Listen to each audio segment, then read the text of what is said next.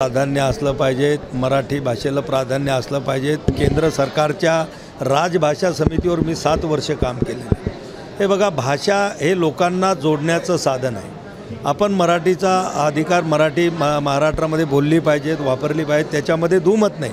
पण महाराष्ट्रातला माणूस जर दुसऱ्या राज्यामध्ये गेला आणि त्यानं जर म्हटलं की मी मराठीत बोली, तो त्या ठिकाणी भाषेनं संवाद साधू शकणार आहे का? आज आपला देश असा आहे की आपल्या देशाला राष्ट्रभाषा नाही, पण हिंदी एक भाषा अशी आहे की जवळपास ती सर्वदूर साऊथमधले 1-2 राज्य जर सोडले तर सगळ्या राज्यांमध्ये हिंदी भाषा चालते। आणि हिंदी भाषा हे लोकांना जोडण्याचं साधन आहे, हिंदी म्हटल्यापेक्षा कुठलीही भाषा। आणि म्हणून लोकांना जी भाषा कळेल तर आपण तिथे व्यवहार करू शकू।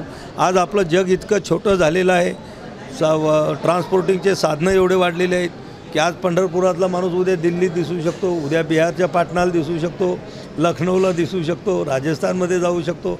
आणि महाराष्ट्रात मराठीचा आग्रह हा गोष्टीचं आमचं समर्थन आहे। पण देशामध्ये आपल्याला जर हे करायचं असेल तर हिंदीची माहिती असणं तेवढंच आवश्यक आहे। जर शेतकरी मेळाव्याला चालला आहात, राज्य शासनाने कर्जमाफीची घोषणा केली होती, मग सध्या मात्र त्याला बगल दिली जाते। नाही, हे बघा, गेलेली असेल त्याला बगल दिल्या जाते असं नाही की शेतकरी माफी देत असताना याच्या अगोदरही आपल्या सरकारनं 2 वेळा युती सरकारनं कर्जमाफी केलेली आहे, 2014 आणि 2019। आणि ती कर्जमाफी दिल्यानंतरही शेतकऱ्याच्या अनेक तक्रारी त्या ठिकाणी होत्या।